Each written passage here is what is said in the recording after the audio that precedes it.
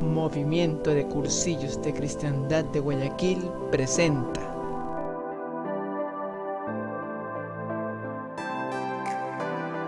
Escuela de Formación en la Fe y Santidad.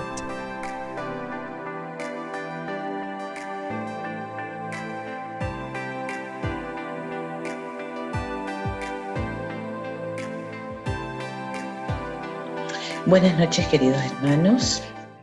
Qué gusto y qué honor poder compartir esta noche con ustedes. Para iniciar nuestro recorrido en esta charla, vamos a pedir la asistencia al Espíritu Santo. Ven, Espíritu Santo, llena los corazones de tus fieles, enciende en ellos el fuego de tu amor. Envía, Señor, tu Espíritu para darnos nueva vida y se renovará la faz de la tierra. Oh Dios, que iluminaste los corazones de tus fieles con las luces del Espíritu Santo, concédenos saborear las cosas rectas según ese tu Espíritu y gozar para siempre de tu divino consuelo. Por Jesucristo nuestro Señor. Amén. Bien, queridos hermanos, vamos a iniciar nuestro tema. Nuestro tema de hoy es Sacramento de la Penitencia y Reconciliación. ¿Dónde lo podemos encontrar? Artículo 4, 1422, 1498. Catecismo de la Iglesia Católica. Este sacramento está en el grupo de los sacramentos de curación, sanación, liberación. Pero vamos a conocer y hoy a descubrir o a recordar ciertas herramientas que la Iglesia nos brinda a través de este sacramento. Y el Papa nos dice que el sacramento de la reconciliación es un tesoro, un auténtico tesoro. Y si es un auténtico tesoro, pues hoy tenemos que aprender a ir descubriéndolo, develándolo y saber que este auténtico tesoro tengo que cuidarlo. ¿Y cómo lo voy a cuidar? Yo como cristiano, en este momento lo vamos a ir descubriendo.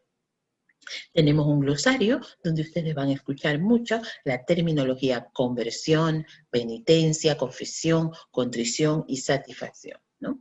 Pero les traigo un ¿sabías qué?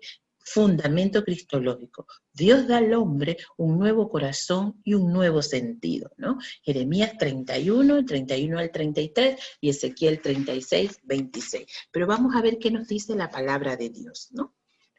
Jeremías 31, 31 al 33, ¿no? La alianza que yo pacté con la casa de Israel, después de aquellos días, oráculo de Yahvé, pondré mi ley en su interior y sobre sus corazones la escribiré, y yo seré su Dios y ellos serán mi pueblo. Hoy, a través de Jeremías, el Señor nos invita a que pensemos y que tengamos presente que Él es nuestro Dios y que nosotros somos su pueblo elegido, su pueblo querido. Pero vamos a ver qué nos dice Ezequiel 36. Les daré un corazón nuevo y pondré dentro de ustedes un espíritu nuevo. Quitaré de su carne ese corazón de piedra y les daré un corazón de carne. Entonces, mire, fundamentalmente, el sacramento hacia dónde nos invita a mejorar. Nos invita a que este sacramento nos va a transformar nuestro corazón y que el Señor está siempre acompañándonos en este proceso. Por eso el Código de Derecho Canónico, el Canon 983.1, indica al sacerdote el sigilo sacramental. Es inviolable, por lo cual está terminantemente prohibido al confesor descubrir al penitente, de palabra o de cualquier otro modo y por ningún motivo, ¿no? Por eso nosotros nos acercamos a los sacerdotes, tenemos confianza con ellos, compartimos con ellos, porque ellos nos ayudan en nuestra confesión y también nos orientan y también nos indican cómo podemos seguir, qué ruta podemos seguir, qué ruta puedo elegir. Entonces es necesario. Y aquí yo quiero hacer una cuña publicitaria para los sacerdotes, quererlos, respetarlos, orar mucho por ellos, porque ellos nos dan mucha vida a los laicos, pero los laicos que estamos en ese peregrinar y en esa penitencia. Bien, ahora sí, vamos a ver el fundamento bíblico y el fundamento histórico. El fundamento bíblico nos dice Juan 21 al 23. Vamos a ver qué nos dice Juan del 21 al 23. Les anuncio el santo evangelio según San Juan. Jesús les dijo otra vez, la paz con vosotros. Como el Padre me envió, también yo os envío.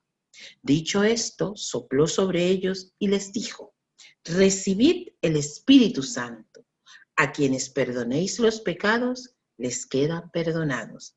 A quienes se los retengáis, les quedan retenidos. Palabra del Señor, gloria a ti, Señor Jesús.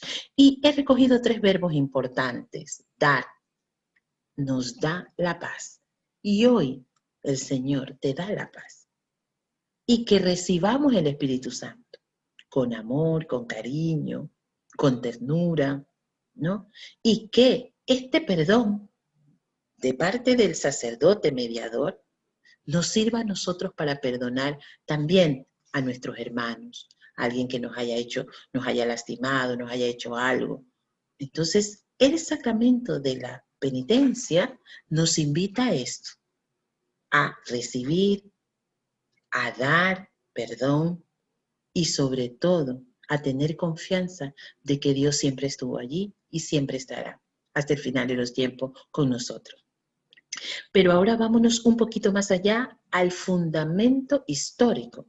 Concilio Vaticano II se reúne para estudiar la naturaleza del efecto del sacramento, ya que este ritual nació en 1973, pero en 1984 un sínodo ordinario de obispos decide revisar a ver qué pasa con este sacramento, para darle fuerza, para revitalizarlo. Y Juan Pablo II, en su exhortación, reconciliación y penitencia, recoge todas las conclusiones, ¿no? Y hay una fundamental, que este sacramento es esencial para la vida cristiana. Por eso, queridos hermanos, debemos de estar pendientes y presentes que es realmente un sacramento auténtico, un verdadero tesoro, ¿no? Y también para el penitente, ¿no?, su confesión es súper importante y para el sacerdote la absolución. Entonces, esto nos lo dice el Código de Derecho Canónico, Canon 960. Entonces, está fundamentado tanto bíblicamente como históricamente. Pero vamos avanzando, ¿no? Y hay una fase de reflexión que nos las plantea San Clemente Romano y San Ambrosio, ¿no? San Ambrosio, el agua y las lágrimas, que es muy importante, ¿no? El agua, el bautismo, y las lágrimas, la penitencia. Ese recorrido que hacemos, hermanos, ¿no? Vivimos en recorrido, vivimos penitentes, porque vamos caminando, vamos peregrinando, ¿no? Entonces, la penitencia, las lágrimas, ¿no? Y también nos dice San Clemente que fijemos la mirada, que enfoquemos la mirada en Cristo, porque esa mirada, ¿qué es lo que nos está permitiendo la mirada? Nos está permitiendo que encontremos a un Cristo que derrama su sangre para salvarnos, para llegar a esa gracia del arrepentimiento. A través de su salvación yo puedo encontrar el arrepentimiento, ¿no? Mira, es tan bonito esto, ¿no? Hermanos, necesitamos empezar a ser conscientes, cristianos conscientes, una sociedad consciente.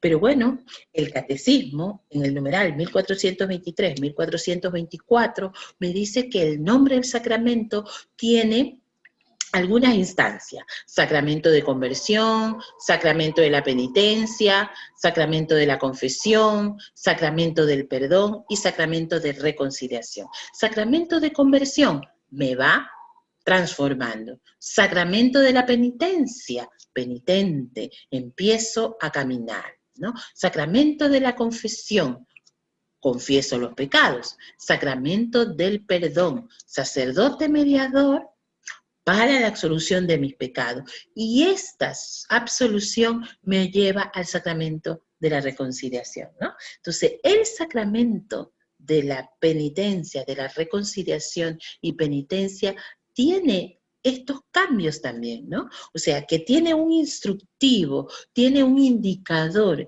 que este sacramento tiene algunas instancias que me ayudan a mí. Por eso este sacramento es muy psicológico, es muy transformador, porque tiene mucha sensibilidad en cuanto al proceso de cura de alma.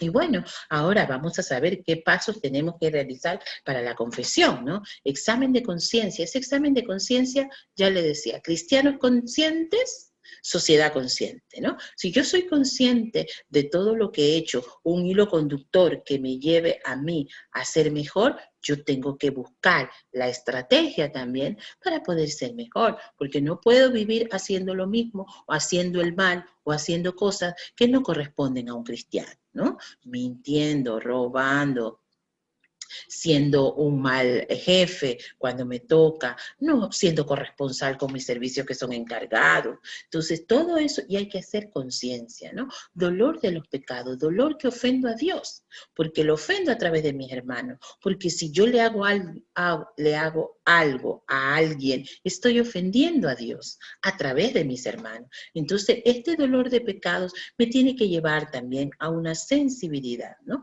Propósito de enmienda, proponerme mejorar, proponerme cambiar, proponerme transformar. Entonces, decir los pecados al confesor. Tengo que ir a un confesionario. No me dice póngase en la ventana de su casa, en el balcón, tómese un cafecito, tómese un mate, tómese las buenas tardes y ahí confiese los pecados. Me dice vaya al confesor. Decirlo allí, en un espacio relajado, en un espacio que me permita mirar al confesor y poder contar lo que siento, lo que no he hecho también, para recibir una orientación y cumplir la penitencia, ¿no? Hay variedad de penitencia y ya vamos a saber que aparte de esas penitencias, yo tengo otras herramientas y otros recursos que me van a ayudar a mí a también mejorar este proceso de sanación.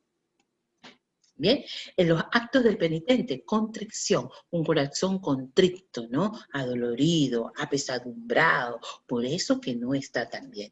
Confesión, debo confesar. ¿Cuántas veces debo confesar? No, hermanita, solamente una vez al año y fiestas de guardar. No, cuando ya vamos madurando en la fe, queridos hermanos, y les hago esta propuesta, cuando vamos madurando en la fe, es importante y necesario que usted vaya a misa y también pueda confesarse semanalmente, cada 15 días, dos veces al mes, una vez al mes, pero hay que mejorar, no quedarnos en una vez al año o en las fiestas de guardar, no, sino ir avanzada. Y la satisfacción que nos permite ser perdonados me ayuda a mí a estar siempre en cercanía con Dios y a vivir mejor. ¿Cómo se confiesa? ¿Cómo se confiesa? Cuando yo ya estoy en el espacio, en el entorno del confesionario, ¿cómo me confieso? Saludo, el saludo de parte del párroco, el saludo de parte mía, la señal de la cruz, invitación a tener confianza en la misericordia de Dios. El párroco me invita, me anima. A ver, hermana, cuénteme sus pecados. ¿Desde hace cuánto tiempo no se ha confesado? De pronto uno tiene que decirle, ¿no? Hace 15, hace 3 meses, hace 4 meses, para que sepa más o menos y tenga la sintonía. Confieso los pecados, acto de contrición y absolución, ¿no? El acto de contrición y la absolución a través del mediador, que es el sacerdote. Entonces, es necesario, importante, queridos hermanos, que vayamos teniendo todas estas fases, ¿no? Ahora, diversas formas de penitencia en la vida cristiana. Tenemos diversas, ¿no? Entonces, el sacerdote nos da la penitencia. Perfecto, vaya. A mí una vez me dieron una penitencia que yo me quedé así sorprendida porque nunca me la habían dado. Me dice, vaya a vivir las obras de misericordia. Me dice el padre, vaya a esto, va a ayudar a no sé quién, va a ayudar a no sé cuánto. Y yo así, un listómetro me hizo el padre. Y yo, bien juiciosa, a hacer la penitencia, ¿no? Pero nunca lo había hecho porque siempre me había mandado a rezar, pero no a vivir las obras de misericordia, ¿no? Los sacerdotes también son súper creativos hoy en día, ¿no? Pero también esto nos ayuda y dice que hay diversas formas de penitencia en la vida cristiana. También en esta búsqueda incesante, el Catecismo 1434, 1439, me invita a mí a esta búsqueda incesante y poder hacer otras formas de penitencia también. Ayuno. También puedo ayunar en comida, puedo ayunar en cosas que me gusten tanto y que puedo decir, hoy no. El celular, por ejemplo, hoy lo voy a apagar totalmente. Estoy ayunando, ¿no? ¿Por qué? Por esta situación por este peregrinar que estoy viviendo. Y necesito también ayudarme, ¿no? Desde otro contexto. La oración, hermanos. Orar a tiempo y a destiempo. El cristiano es como un tizón encendido. Zzz, y tizón encendido de luz. Tenemos que ser luminosos y alegres siempre. Pero, Nancita, no somos payasos, pero luminosos y alegres. ¿Por qué? Porque en este peregrinar, en esta transformación, en este cura de almas que va transformando mi alma, mi corazón, a través de la confesión de mis pecados, yo necesito tener bastantes herramientas para que me ayuden a encaminarme y no volver a caer en la tentación del pecado, luchar por hacerlo, ¿no? ¿Y a través de qué? De la oración. A través de la oración, oración a tiempo y a destiempo.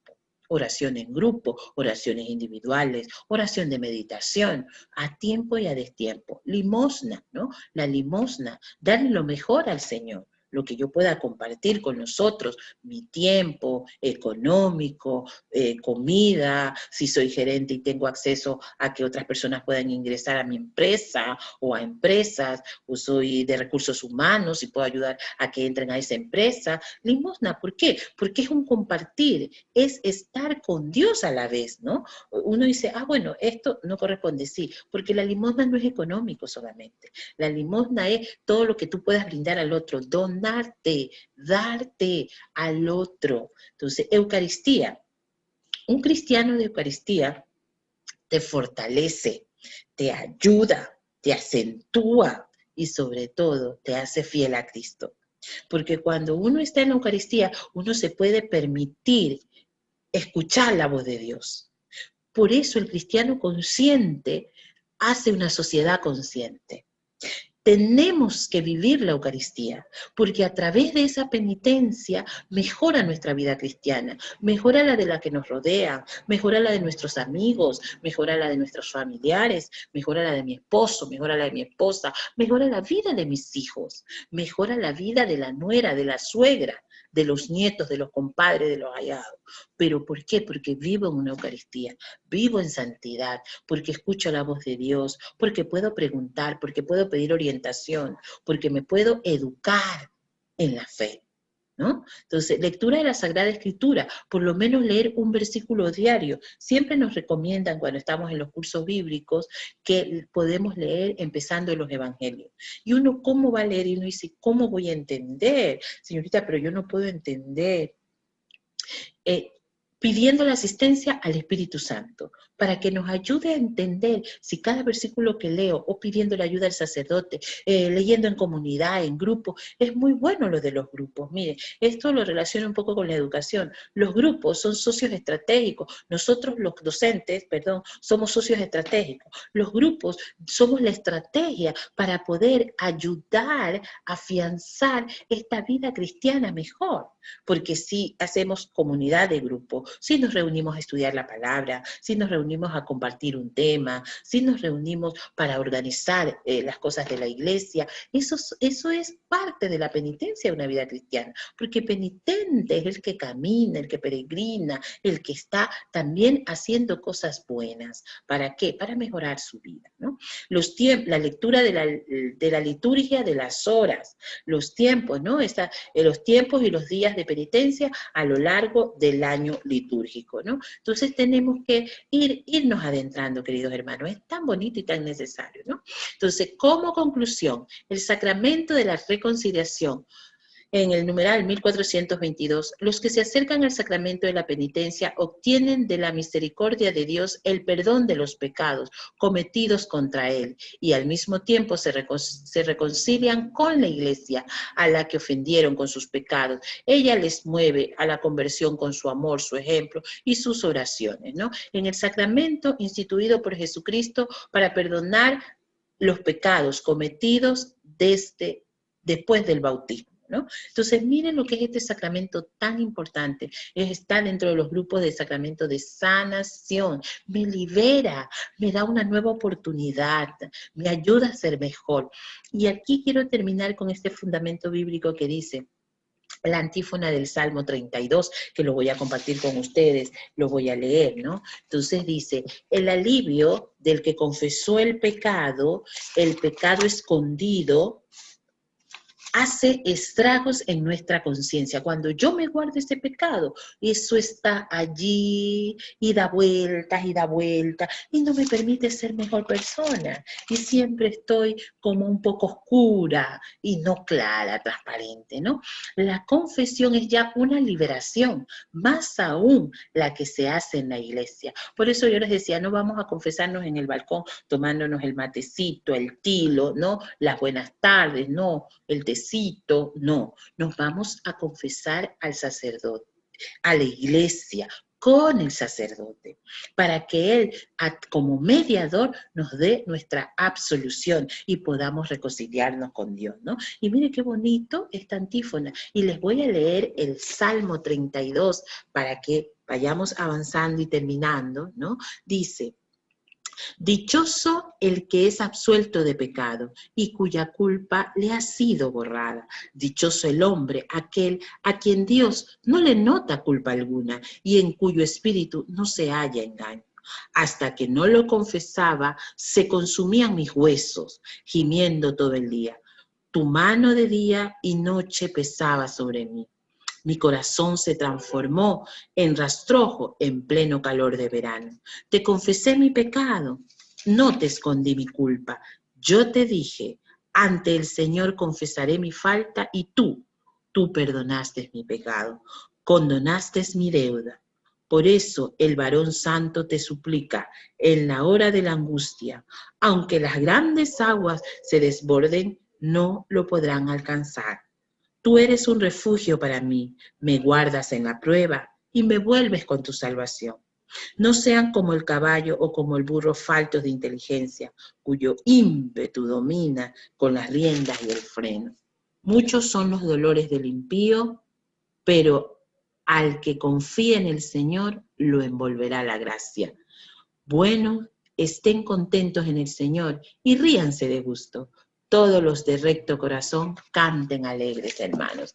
Este sacramento es para disfrutarlo, para reírnos de gusto, para cantar, porque es liberación, es sanación, y eso está pautado para que como cristiano seas mejor persona y puedas vivir bien, tú y yo, el otro lado de la pantalla, y podamos investigar más sobre este sacramento y podamos decir muchas cosas bonitas, pero más que decir, más que aprender, es aprender viviendo, haciendo y siendo cada vez mejores personas. Y bueno, ahí les dejo la bibliografía para que también ustedes puedan compartir. Está Arciprensa, está Católicos, está El Sol, Vatican.va, que es muy importante, CatholicNet, ¿no? Y todo está en el Catecismo de la Iglesia Católica, ¿no? Hay documentos que pueden hacer clic en la diapositiva y pueden llegar también a otros documentos que vamos a ir compartiendo también. Y luego, pues, compartiremos otros documentos. Entonces, gracias, queridos hermanos, qué lindo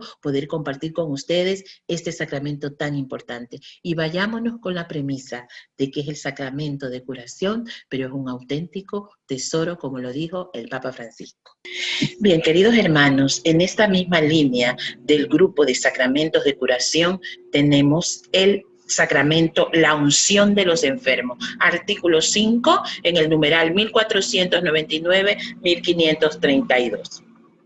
Pero bueno, el Papa Francisco nos dice del sacramento de la unción de los enfermos que es un horizonte de la misericordia de Dios. ¿Cómo uno pregunta cómo un horizonte? Si estoy enfermo, ¿cómo voy a tener un horizonte? Porque abre su mirada un poquito más. Y al recibir este sacramento, la persona enferma se reconforta y se siente en cercanía con Dios y tiene su sensibilidad frente a la enfermedad una manera distinta de ver las cosas, porque Dios va actuando a través de ese sacramento. Por eso es un horizonte de la misericordia de Dios. Debemos de saber, reconocer, para también poder ayudar, porque habrá de pronto alguien tiene una familia, un amigo, un hermano que está enfermo y no saben qué hacer, pero hoy el sacramento de la unción de los enfermos nos va a abrir una panorámica y vamos a poder hacer algo que ayude a este ciudadano, a ese ser humano a estar mucho mejor.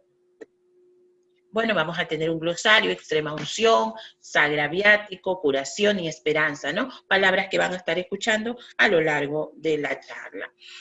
También hay cartas, concilios, Sacrosanctum Concilium sobre la Sagrada Liturgia. Ahí nos habla toda la panorámica de la Sagrada Liturgia, ¿no? Cómo son los ritos, todas las directrices necesarias. Tenemos la Lumen Gentium, que es la constitución dogmática de la Iglesia, y se refiere al entorno completo de la Iglesia como tal. El Código del Derecho Canónico, el CAN, y el Concilio de Trento, ¿no? Donde vamos viendo todo lo que ellos han hecho para que nuestra iglesia tenga siempre un buen camino y un buen lineamiento para orientarnos a los laicos.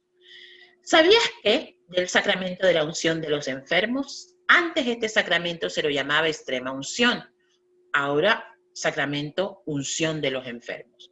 El sagraviático, que se le llama, es el paso de la muerte a la vida eterna, ¿no? En ese proceso tan difícil, ¿no? Se le llama sagraviático. Y confiere una gracia especial, y esta gracia especial es el don del Espíritu Santo, ¿no? Entonces, mire los detalles que me brinda un sacramento a mí, como ser humano, como cristiano, para que yo pueda entender que hay muchas instancias que me ayudan a vivir bien y a ser mejor.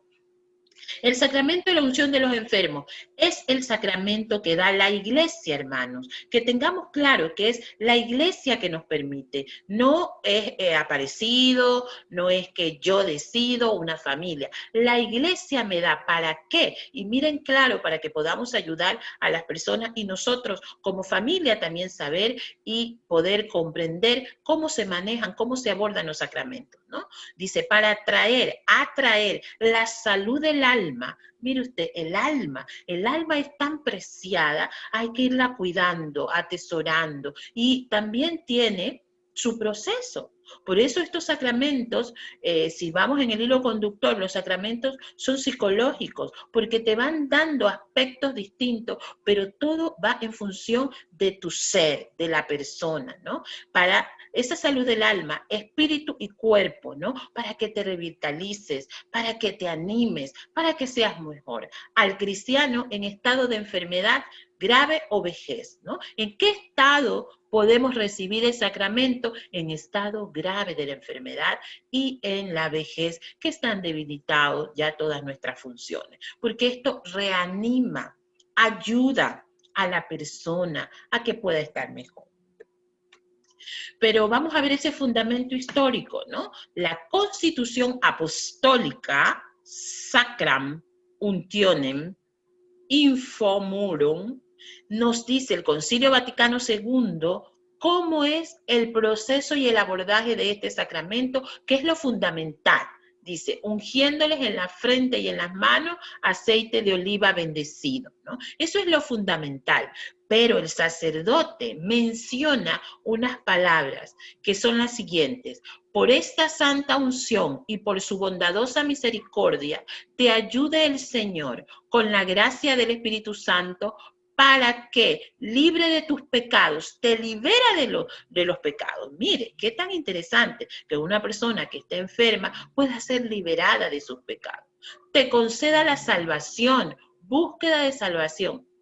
El Señor siempre nos ha amado, siempre ha querido que estemos bien, que busquemos esa otra mirada, de que seamos buenas personas. Mire, busca la salvación y te conforte tu enfermedad. ¿Qué es confortar? Dar alivio, dar paz, dar alegría, poder sentir que estoy cerca del Señor, que aunque estoy en una situación difícil, yo pueda sentirme cercana al Señor, pueda sentirme liberada, pueda perdonar, sin libres de resentimientos, sin libre de nada de esas cosas que pueda dañar mi alma. Mire lo que dice, cómo el Señor siempre está cuidando nuestra alma, nuestro espíritu, para que seamos buenos cristianos. También en el numeral 1499, la sagrada unción de los enfermos y con la oración de los presbíteros, toda la iglesia entera encomienda a los enfermos al Señor, sufriente y glorificado, para que los alivie y los salve. Mire, son los sacerdotes, la iglesia como tal, reza. ¿Para qué? Para que alivie y salve a las personas que están mal, que están enfermas. Incluso anima a unirse libremente a la pasión y muerte de Cristo, ¿Por qué, queridos hermanos, anima? Porque en el momento que recibe el sacramento, el Señor hace su obra y uno empieza a despertar de si estar renegando, estar mal geniado, sino tener ese sentido de decir, ¿para qué? Sino ¿por qué? Porque la gente por lo general, nosotros nos inmiscuimos y decimos, ¿por qué a mí? Pero no decimos, ¿para qué a mí? Entonces todo eso contribuye así al bien del pueblo de Dios. Entonces es necesario saber que todo sacerdote y una iglesia entera reza por los enfermos para que también se salven, ¿no? Y esto lo podemos encontrar en el ministerio de la iglesia, en la Lumen Gentium, capítulo 1, el carácter sagrado y orgánico estructurado de la comunidad sacerdotal. Se actualiza por los sacramentos y por las virtudes. Mire tan necesario e importante que son las virtudes. Los fieles incorporados a la iglesia, mire cómo dice, hace bien a la iglesia. Entonces, en el momento de que estamos todos unidos, están los sacerdotes, está un pueblo de Dios, hace bien a la iglesia, dice. Los fieles incorporados a la iglesia por el bautismo quedan destinados por el carácter al culto de la religión cristiana y regenerados como hijos de Dios. Están obligados a confesar delante de los hombres la fe que recibieron de Dios mediante la iglesia, ¿no? Entonces nosotros estamos llamados a eso, a convocar, estamos llamados a mirar, estamos llamados a hacer el bien siempre y en todo momento. Entonces, ahora, los fundamentos en la economía de la salvación. Entonces, tenemos algunos fundamentos que nos plantea el catecismo en el 1500, numeral, y al 1513, ¿no? Enfermedad en la vida humana. Dice, ¿qué es lo que experimenta? El hombre siempre se aqueja. El hombre siempre dice, Señor, ¿por qué me está pasando estas cosas? Pero me limita porque me siento impotente, no sé qué hacer, no tengo recursos, no tengo herramientas. Miren lo que nos pasó en la pandemia. Hemos experimentado una enfermedad, hemos experimentado todo, la persona como tal. Muchas personas han fallecido, otras personas han quedado con secuelas, otras personas están contagiadas en este momento, otro grupo de personas, unos nos cuidamos, otros no nos cuidamos, hacemos lo que queremos. Pero eso es una experiencia de vida y nos ha pasado a nosotros hoy en este siglo XXI, 2020, que muchos lo llaman el 2020 un año vacío, otros un año de experiencia, otros un año de muerte, ¿no? Pero hoy también en esta fundamentación de la economía y salvación nos permite que la enfermedad de la vida humana es esto, el tener esas limitaciones, pero también en el segundo ítem nos dice, el enfermo ante Dios vincula al pecado y al mal. En el Antiguo Testamento, los fieles de esa época siempre se andaban quejando con el Señor y siempre vinculados porque hacían cosas que no correspondían,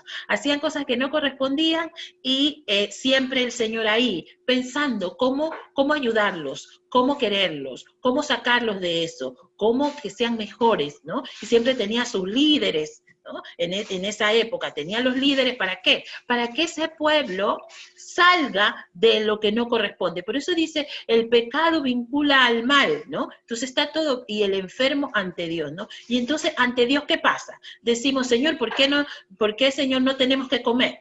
¿No? En esa época decían, no, Señor, ¿por qué tenemos que comer? ¿Por qué tenemos que pasar necesidad? ¿Por qué hay todo aridez y sequedad? ¿No? Y siempre vinculados a esta enfermedad del mal, ¿no? Cristo médico, compasión por los enfermos. Cristo siempre se compadecía de los enfermos. Ustedes pueden encontrar en los evangelios, en las cartas, cómo el Señor curaba, sanaba, y su predilección eran los enfermos. Por eso hoy en día siempre decimos, Dios es un Dios de vivo, no es un Dios de muerto. Dios nos anima, nos alimenta, nos ayuda y nos da muchas orientaciones para que nosotros vivamos bien, pero nosotros decidimos estar en otro lugar que no es el que el Señor nos ha pautado o nos ha planteado, ¿no? Sana a los enfermos, médico de alma y de los cuerpos. El Señor, ustedes también pueden confrontarlo en los evangelios, ¿no? Levantaba a los paralíticos, levantaba a los muertos, sacaba a los demonios, calmaba las aguas. Entonces, todo ese lineamiento, el Señor sana a los enfermos y siempre ha sido un médico pautado, ha venido por los enfermos, nosotros los enfermos de alma, los enfermos de cuerpo, ¿no? Entonces, aquí está el Señor siempre, Él nos está acompañando. Mire, este sacramento que tiene esa sensibilidad, hermanos, una sensibilidad, ¿por qué? porque el Señor prepara todo para que nosotros, dentro de ese dolor, podamos decir que nos sentimos acompañados con Él en este sacramento de la unción de los enfermos, ¿no? Y un sacramento de los enfermos reconforta a los atribulados por la enfermedad. Mire usted, los reconforta, les da paz, les da tranquilidad, les da luz. Un cristiano siempre debe estar luminoso, ¿no? A pesar del dolor, a pesar de la pena. Y uno dice, ¿cómo puedo estar luminoso si he perdido en este momento de pandemia? Vamos a hacer el ejemplo. En este momento de pandemia, mi mamá, mi hermana, y usted me pide que esté luminoso. Pero el Señor ha venido a salvarnos. Y a través de un dolor siempre está Él para decirnos, aquí estoy contigo. Y desde la enfermedad, todos esos hermanos en este momento que están en una situación difícil, sus acompañantes, sus familiares, sus amigos, deben de buscar el sacerdote para que asigne este sacramento, la unción de los enfermos, médico de almas, de cuerpo, predilección por el Señor, predilección por los enfermos. Bien, ahora vamos a ver quién recibe este sacramento, para que ya lo tengamos claro, ¿no? En peligro de muerte, enfermedad grave, personas de edad avanzada y cuya fuerza se debilita. ¿Y cuándo se recibe? Las veces que sean necesarios, ¿no? Solo, y el Concilio de Trento y el CAN en 1003 y el Concilio de Trento 1697, 719 nos dice, solo los sacerdotes, obispos y presbíteros, ¿no? Que son los ministros de la unción de los enfermos. No pueden ser otras personas, porque eso, y tiene unos elementos que nos los dice el Catecismo, 1517, 1519, ¿no? ¿Dentro de qué? De un contexto litúrgico comunitario. ¿Cuáles son esos elementos clave? Los presbíteros de la iglesia, el óleo, ¿no? Para poder, pues, ¿no? Ejercer la función. Y ¿cuál es el proceso? Que ya también lo habíamos comentado con anterioridad. Unción en la frente y manos del enfermo con el óleo bendecido. Unción acompañada de la oración litúrgica, ¿no? Entonces, todas estas cosas, queridos hermanos, 1514, 1516, 1517, 1519, todo está en el Catecismo de la Iglesia Católica y usted puede también ejemplificar más. Y aquí, en la litúrgica y comunitaria, yo les quiero comentar, ¿no? Lo siguiente. Mire, la Constitución Sacrosanctum Concilium, ¿no? Que hablábamos en el glosario, dice en el numeral 27, primacía de las celebraciones comunitarias. Siempre que los ritos, cada cual según su naturaleza propia, admitan una celebración comunitaria con asistencia y participación activa de los fieles, incúlquese que hay que preferirla, ¿no? Participación, celebración, en cuanto sea posible. A una celebración individual casi privada, esto vale sobre todo para la celebración de la misa, quedando siempre a salvo la naturaleza pública y social de toda misa, y para la administración de los sacramentos, ¿no? Mire usted a dónde nos lleva, y todo esto son los documentos de la Iglesia, por eso lo quise dejar así clarito y pautada. Entonces, todo esto se viene viendo en los documentos de la Iglesia, que son la base y que nos testifican cómo se debe proceder. Esas son las normas litúrgicas. Bien, ahora, ¿qué efectos nos da esta celebración? ¿Qué efectos nos da esta celebración? Primero, don particular del Espíritu Santo. Al recibir el sacramento, este enfermo recibe el don del Espíritu Santo. ¿Y qué le da? Lo ilumina, le da este don para el don de la tranquilidad, el don de la paciencia, de sabiduría sobre todo, ¿no? Por eso dice, don particular del Espíritu Santo. La unión a la pasión con Cristo, porque al recibir este sacramento, yo me uno a Cristo y siempre me hago la pregunta también, si yo estoy en esta cama enfermo, ¿cuánto padeció el Señor en la cruz de tantas cosas que yo de pronto, de una u otra manera, he venido trabajando? ¿No? Una gracia eclesial, ¿por qué? Porque viene de la Iglesia, un sacramento de la Iglesia que me da recibir, ¿no? Y una preparación para el último tránsito, ¿no? Si es una enfermedad sumamente grave, empiezo a prepararme para mi último tránsito. Entonces, miren los efectos del sacramento, ¿no? Es necesario, ya tenemos los pasos, qué es lo que hay, cuál es su rito, ahora, cuáles son sus efectos, ¿por qué? Esto me anima porque yo digo, mire cuántas cosas me da ese sacramento, entonces yo voy a ayudar a algún enfermo que tenga cerca, ¿no? El viático, último sacramento del cristiano, ¿no? Eucaristía, dice, viático, paso de la muerte a la vida, ¿no? Miren ustedes, ¿no? Este proceso sensible, pero sobre todo de mucha conciencia, ¿no? Porque es prepararte para la vida, ¿no? La penitencia santa, unción y Eucaristía, sacramentos, entrar en la patria, cierra la peregrinación, ¿no? Entonces es importante y necesario que todas estas cosas nosotras siempre las planteemos desde un lugar, ¿no?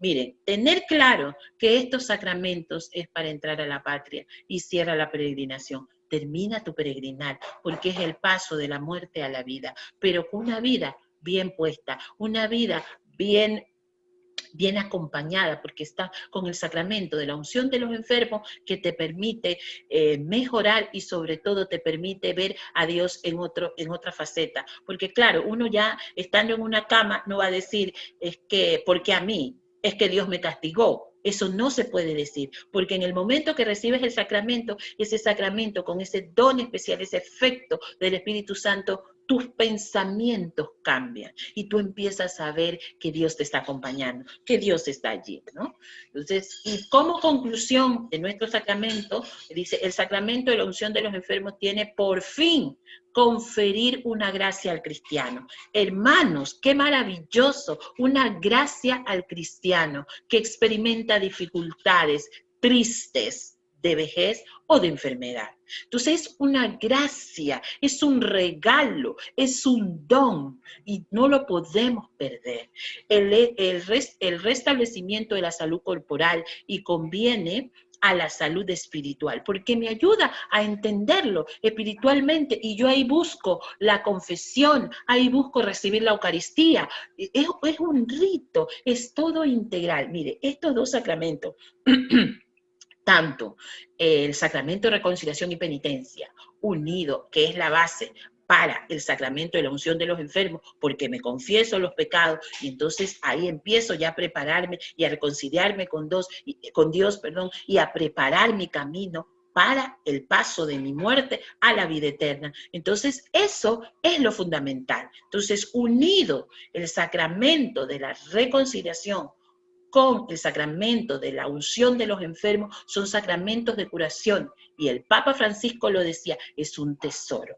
¿Por qué es un tesoro? Porque van curando y van sanando mi alma. Y querido hermano, querido cristiano, necesitamos empezar a conocer nuestra historia para saber cuántas cosas, cuántas herramientas, cuántos ítems, cuántos indicadores me da la iglesia para que yo sea mejor persona, para que pueda vivir bien, para que pueda reconciliarme con el otro, para que pueda sentirme en comunidad, pero sobre todo, queridos hermanos, a través de este sacramento nos sentimos amados. Somos hijos predilectos, porque todo está pensado para que yo sea feliz. Feliz en esta vida y pueda dar felicidad a otros. En los sacramentos nos animan a los cristianos a ser mejor, a vivir en felicidad, a vivir en constante vida de paz, de gozo, de alegría, porque ¿quién está acompañándonos? Es Dios, que nos permite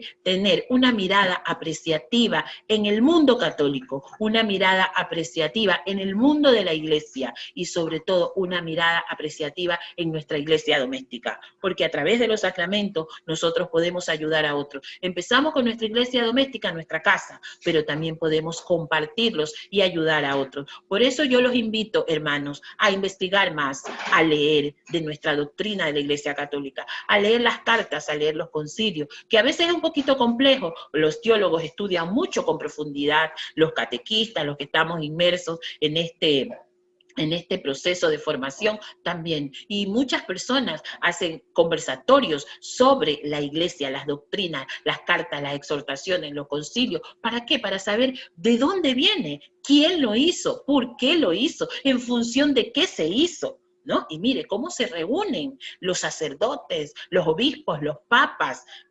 ¿Para qué? Para que siempre puedan normar a la Iglesia Católica desde el contexto real, desde las bases que manda el dogma de la Iglesia Católica, ¿no? Nuestra doctrina es maravillosa, así que hermanos queridos del alma, pensemos, seamos cristianos conscientes. Entre más conciencia de educarnos bien, seremos unos cristianos conscientes y haremos bien a una sociedad. Muchas gracias.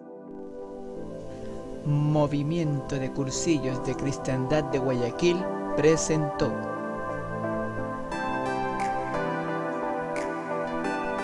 Escuela de Formación en la Fe y Santidad.